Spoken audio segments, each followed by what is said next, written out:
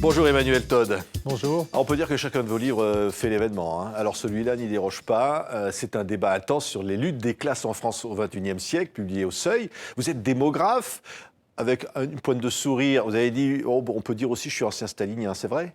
Non, j'étais au Parti communiste quand j'étais jeune, ça m'a donné une formation de base. Et Oui. là, le marxisme m'a spécialement aidé, puisque j'ai été chercher dans le 18 Brumaire de Marx, qui parle de la France en fait, des instruments, l'idée d'autonomisation de l'État, l'idée d'un type pas intéressant qui arrive au pouvoir suprême. Donc ça, c'est Emmanuel Macron. Vous allez vous chercher l'explication d'Emmanuel Macron chez Marx.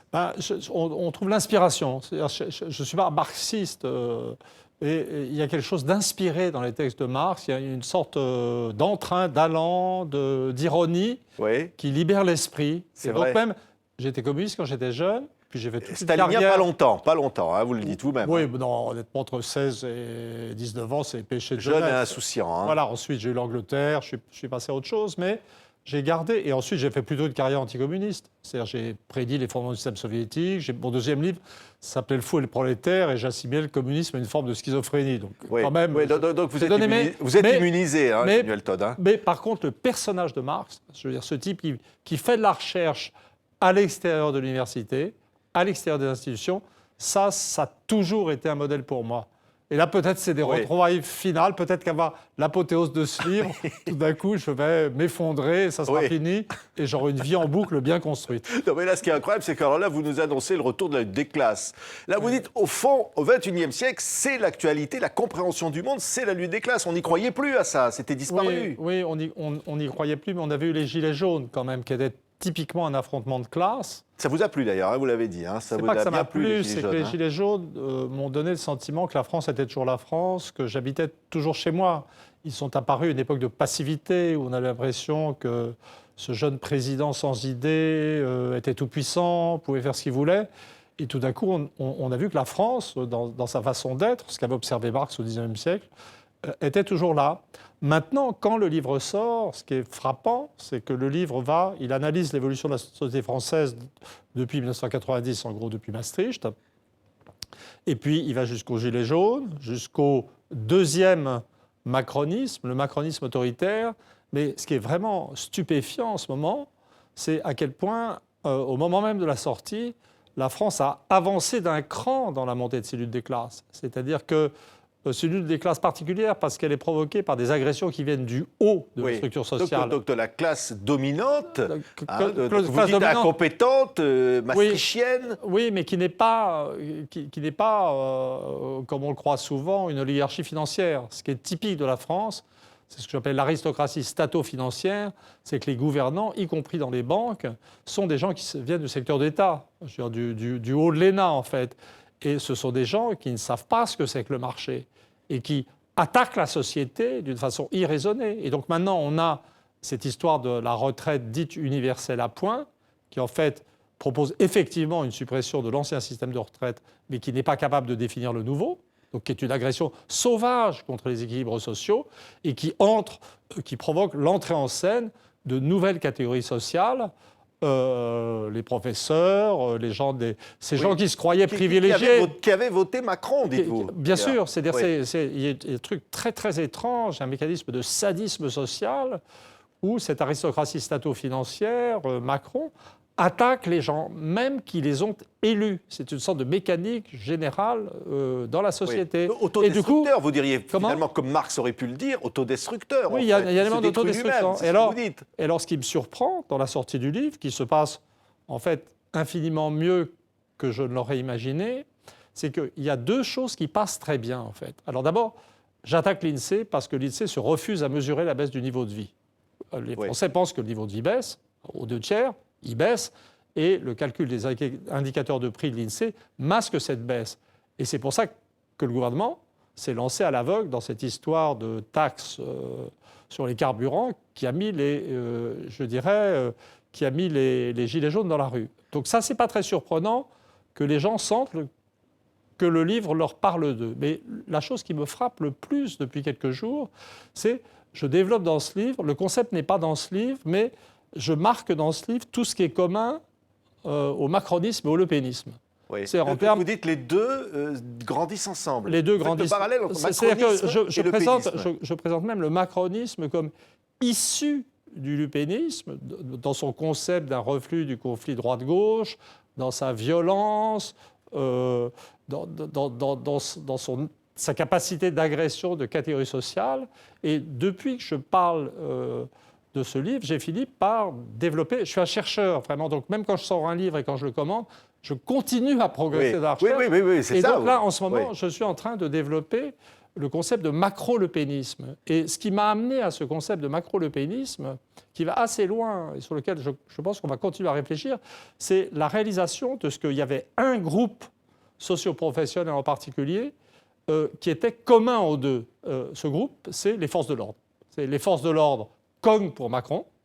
Elles ont éborgné, elles envoient des gosses en garde à vue pour des histoires de feux de poubelle, font des croche-pieds, attaquent les pompiers, etc. Et ça agit pour Macron, ou Macron les a mis en liberté. Mais les forces de l'ordre, selon les études de l'IFOP et d'autres, votent à 50% pour le Front National. Et donc, d'une certaine manière, si vous voulez, la théorie politique, le commentaire, et ce qu'on essaie de nous vendre pour les prochaines présidentielles, c'est une sorte d'affrontement horizontal entre deux grandes forces opposées, antagonistes, le macronisme et le lepénisme, pour les prochaines présidentielles. Oui. C'est ce qui est en train d'être mis en scène. Et au fond, ce que mon livre permet de comprendre, à partir d'une analyse statistique très serrée des votes et des catégories socio-professionnelles, c'est que la réalité de ce qui est en train de se mettre en place en France, c'est un État autonome qui a détruit la société civile, qui a à sa tête une haute bureaucratie incompétente, un peu folle et sadique, et puis en bas, un appareil judiciaire et policier répressif. Et donc on a en fait un axe vertical de collaboration entre macronisme et lepénisme. Et ce qui me frappe, c'est qu'à cause des violences policières, à cause de la violence du gouvernement dans cette réforme de retraite, c'est un concept dont j'ai l'intuition qu'il qu'il commence déjà à très bien passer. Oui. Alors, Mais je suis surpris. Oui. C'est très surprenant pour un chercheur de voir le résultat de pénibles analyses qui ont demandé des heures de travail, tout d'un coup, être comprises par la société. Oui. C'est très agréable. Mais en même temps, Emmanuel Todd, on a l'impression que ça vous réjouit, au fond, tout ça. Ce retour des Gilets jaunes, ce retour de la lutte des classes. Non. Ce qui me réjouit, c'est de constater que malgré son encastrement dans l'euro et dans les règlements commerciaux européens qui la paralysent, ce qui me réjouit, c'est de voir que la société française est toujours vivante, qu'on n'est pas dans un monde... Il y a de grandes analyses sur la fatigue mentale dans la société. Et pour moi, le pire du pire, c'est d'être dans une société, ou serait d'être dans une société qui s'appauvrit, qui se laisse asservir sans réagir. Et effectivement, la révolte me réjouit. Mais il faut bien voir que quand je parle de lutte des classes, je note que les revenus, à part les 1% d'en haut, restent à des différences qui ne varient pas. Les inégalités n'augmentent pas. Donc, je note une société unifiée. D'abord, la lutte des classes que j'envisage, c'est tout le monde contre le 1% d'en haut. C'est un peu la Révolution française, version symbolique. Mais pour moi, la lutte des classes, c'est là qu'il ne faut pas se tromper, ça n'est pas la violence. La lutte des classes, c'est des questions de gestion économique, de répartition des richesses. Et sur la répartition des richesses, on peut négocier. Quand les gens vous parlent d'immigration, de conflits de valeurs, d'identité, quand ils vous envoient la police, quand ils éborgnent des gens, ils sont dans une violence réelle. Mais quand on parle simplement de répartition du bien-être dans la société, et quand on dit qu'il y a des groupes qui s'affrontent pour la gestion et la répartition de ce bien-être, on est dans la non-violence. Et en fait, c'est un livre, ça s'appelle « Les luttes de classe en France au XXIe siècle », mais c'est un livre qui se réjouit de la remontée d'une certaine forme de lutte des classes, mais de lutte de classes qui doivent être non violentes. Et c'est tout à fait spécifié à la fin du livre. Je précise même que les coupables ne devront pas être mis en prison à la fin du livre. On devra vérifier leurs comptes et leurs déclarations d'impôts pour voir s'ils ne se sont pas trop enrichis aux frais de l'État et remettre l'argent dans la caisse commune. Mais je précise bien qu'en aucun cas, on doit mettre des gens en prison. Oui, oui. Alors ça... C'est pas très violent, ça. Non. On peut dire, est-ce qu'on pourrait dire, ça part de Maastricht, effectivement, de l'idée européenne, vous dites une immense escroquerie, et ça va continuer, parce que vous dites, au fond, les gilets jaunes, ils sont moins nombreux, mais vous dites, c'est comme mai 68, ça va continuer les 30 prochaines années. Au fond, il y a quelque chose d'irréversible. C'est-à-dire que c'est intéressant d'en parler au moment où l'Angleterre, qui n'était pas dans la monnaie unique, reprend sa liberté et peut se définir une histoire. En France, il y a un paradoxe que je note au début du livre, c'est le sujet du livre. L'euro a été un échec économique total. On fonctionne à 8-10% de chômage régulièrement. La situation est folle, puisque les gens se sont habitués à considérer que ce taux de chômage est normal. Les Anglais, c'est la moitié. Mais au moment même où, dans toute cette période que j'analyse d'un quart de siècle, en fait, où l'euro a montré, comme je l'avais prévu d'ailleurs dans l'illusion économique, qui était écrit un peu après les décisions sur l'euro, il produit tous ces effets négatifs, mais j'accepte de regarder le fait que l'opposition à l'euro tombe vers zéro. Mais ce qui est très intéressant, c'est que donc c'est un livre un peu de vaincu, mais c'est un livre de vaincu qui commence à se demander si, au final, je ne suis plus très sûr d'être dans le camp des vaincus, parce que si on continue comme ça, c'est-à-dire si on reste dans l'euro, la mécanique d'appauvrissement va continuer. La mécanique de conflit social violent va continuer. Donc là, ce qui apparaît clairement comme choix pour les Français, c'est rester dans l'euro qui réactive la lutte des classes, et une lutte des classes violente, celle que je n'aime pas tellement en fait, et on va s'enfoncer dans la violence, l'anarchie et tout ce que tout le monde déteste, peut-être des coups d'État, mais des coups d'État qui aboutiront à des effondrements, puisque l'économie ne va pas se redresser, ou alors, on va accepter de regarder la réalité en face, se débarrasser de l'euro, en s'appuyant, ça va énormément surprendre les gens de la France insoumise, en s'appuyant sur les Américains qui ne veulent pas d'une Europe dominée par l'Allemagne. Et là, on reprend, on redémarre dans une autre histoire difficile, mais qui est une histoire et qui peut mener quelque part. Oui. Vous parlez aussi dans ce livre, Emmanuel Todd, vous dites le problème n'est pas les Arabes, pour parler très, très franchement. Vous le dites comme ça d'ailleurs. Hein.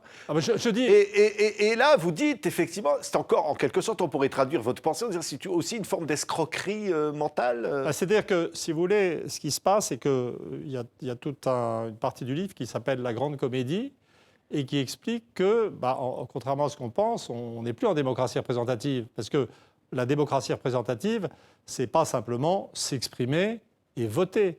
C'est élire des gens qui peuvent agir. Et les présidents de la République française, quel que soit leur pouvoir constitutionnel, encastrés dans l'euro et les règlements commerciaux européens, ne peuvent pas agir. Et donc, inévitablement, ils sont ramenés à utiliser des leurs. Alors, Sarkozy avait donné le ton. Lui, il avait carrément fait campagne sur l'islam, l'immigration. Ça avait bien marché, d'ailleurs. Hollande, il avait voulu faire le contraire, mais dès l'abominable attentat contre Charlie, il est revenu à une ligne religieuse, ethnique, avec des histoires qui n'ont pas abouti, Dieu merci, de privation, de déchéance de nationalité. Macron, ça c'était très intéressant, lui a fait une campagne, je trouvais ça bien au départ, où il ne parlait pas d'immigration. Il ne parlait pas d'immigration, il avait un discours de classe, ce qui disait, il y a les mecs d'en haut, les premiers de cordée, puis en bas, l'esprit. Ça n'est pas ce qu'il disait, mais ça pouvait être entendu comme « barrez-vous, admirable », mais il ne parlait pas des immigrés, des Arabes, de l'islam. Et dès l'été dernier, comme les Gilets jaunes l'ont cassé sur le plan économique, il ne pouvait de toute façon rien faire, il recommence. Donc il est reparti sur l'immigration. Oui. C'est une porte. Je ne suis pas du tout en train de dire qu'il n'y a pas de problème d'immigration. Dans le livre, il y a une analyse extrêmement mesurée des questions de la situation des gens d'origine maghrébine en France.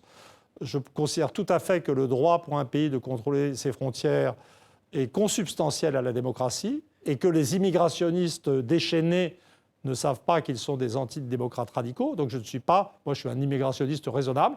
Si on a une demande d'immigration, ça prouve qu'on est un pays dynamique, sain, etc. C'est plutôt positif, mais il faut contrôler. Mais c'est un sujet, je dirais, important, mais secondaire. Je veux dire, si les Français veulent s'en sortir, il faut qu'ils passent à autre chose. Et la lutte des classes, c'est échapper aux questions identitaires, et c'est y échapper, je veux dire, de la bonne manière, en posant les questions économiques. Oui. La baisse du niveau de vie, ce n'est pas un problème d'immigration, c'est un problème d'euros, c'est un problème de règlements commerciaux. Mais sur la question de la France aujourd'hui, xénophobe ou antisémite, c'est l'accusation qui avait été portée contre certains gilets jaunes. Oui. Ça, vous dites aussi, c'était une manière de tuer ce mouvement et qui Alors n'était pas fondé sur une réalité. Alors là, j'ai un demi-chapitre qui s'appelle « L'antisémitisme 2.0 », qui est sans doute la partie de mon livre qui est le plus personnel, puisque je suis plus que pour moitié d'origine juive. Ma famille maternelle a dû fuir aux États-Unis pendant la guerre, et c'est quelque chose auquel je suis assez sensible. Et j'ai été extrêmement choqué quand le mouvement des Gilets jaunes s'est développé, c'était tellement un phénomène de classe, c'était tellement des gens qui se battaient pour survivre économiquement. Dans la mesure où ils ont développé des concepts politiques, c'était le concept de référendum, d'initiative citoyenne. Moi, je pense qu'ils voulaient surtout revenir à la démocratie représentative. Et à ce moment-là, les macronistes, sur la base de quelques incidents statistiquement non significatifs, ont commencé à faire une campagne sur le thème « Les Gilets jaunes sont antisémites ». Mais en fait, la réalité, je veux dire pour un sociologue qui s'intéresse aux thèmes qui sont placés dans le débat, c'est que c'est les macronistes qui ont mis la question juive au centre du débat. Vous voyez, c'est-à-dire que mettre la question juive au centre du débat pour échapper à un affrontement économique, je considère que c'est un... Vous voyez, je m'en étrangle. Oui. Je m'en étrangle. Oui. Mais c'est vraiment, je pense, une forme d'instrumentalisation de l'antisémitisme d'une nature particulièrement perverse. Ouais, et moi, je retiendrai de la présidence Macron une spécificité. Je disais tout à l'heure que comme ils ne peuvent pas agir sur l'économie, les présidents français sont toujours ramenés à la question de l'immigration. Donc on commence toujours à promettre monts et merveilles, et on finit toujours par parler des musulmans, des arabes, etc. Mais la vraie spécificité de Macron, c'est que maintenant il s'est remis à parler de l'immigration. Mais sa première pensée a été pour les Juifs. Et ça, je trouve ça très inquiétant. Emmanuel Todd, je vous cite encore une toute dernière fois, vous dites « Les classes dominées sont en réarmement intellectuel, alors que les classes dominantes se remplissent de crétins diplômés ». À la suite d'une longue analyse statistique. C'est vrai, ça ? Oui, c'est-à-dire que j'ai tout un chapitre consacré à l'éducation, qui n'est pas tellement optimiste, c'est-à-dire qui prévoit pour 2030 une chute du niveau éducatif médian de la population, mais qui note que cette chute du niveau éducatif va être démocratique en ce sens qu'elle touche les enfants de toutes les catégories sociales, c'est-à-dire les enfants de cadres supérieurs presque autant que les enfants d'ouvriers. Mais au-delà de ça, il y a un blocage de l'accès à l'éducation supérieure qui fait que les classes d'en haut arrivent à se reproduire, à protéger leurs enfants, et le monde ouvrier, populaire ou des professions intermédiaires n'arrive plus ou arrive de moins en moins à envoyer ses enfants dans le supérieur. Mais ça veut dire que dans le système avant méritocratique, les milieux populaires se faisaient pomper leurs individus scolairement doués qui étaient expédiés vers le haut de la société, étaient en un certain sens désarmés intellectuellement. C'est comme si les anciens cadres ouvriers qualifiés du Parti communiste étaient transformés en cadres de la société capitaliste, en fait. Mais là, alors, en un sens, ce n'est pas juste. La société française n'est plus méritocratique. Elle est bloquée. Mais ça veut dire qu'en bas de la structure sociale, les gens intelligents s'accumulent. Et en haut, alors quand on voit... Alors, il ne faut pas exagérer quand même, l'éducation supérieure, c'est bien. La plupart des gens qui font des éducations supérieures méritent leur titre. Je ne suis pas un fou paranoïaque, vous avez ma parole. Mais quand on arrive à la façon dont sont sélectionnés les gens de l'ENA, si vous rentrez à l'ENA, il faut croire que l'euro marche, c'est comme s'il y avait un filtre qui maintenait à l'extérieur de l'ENA tous les gens intelligents, puisqu'ils ne marchent pas. Oui, et donc, on a... Et en fait, encore une fois, on a une théorie qui, je crois, est assez opératoire, ou qui peut-être m'a été inspirée par le mouvement des Gilets jaunes. Car, typiquement, le mouvement des Gilets jaunes qui a gagné, qui a cassé en fait les décisions de Macron. C'était des gens parmi les plus mal payés du système français, ayant des leaders spontanés, utilisant d'une façon très intelligente les réseaux sociaux nouveaux, définissant des stratégies et mettant au tapis des énarques complètement idiots qui étaient les directeurs de cabinet, les ministres et Macron lui-même. Donc cette théorie d'une hausse tendancielle, pour faire un pastiche de Marx, d'une hausse tendancielle du taux de crétins diplômés dans le haut de la société est vraiment un modèle opératoire. Merci. Emmanuel Todd, Les luttes de classe en France au XXIe siècle, publié au Seuil, qui alimente un débat passionné, en tous les cas. Merci Emmanuel Todd d'avoir été notre invité. Merci à vous.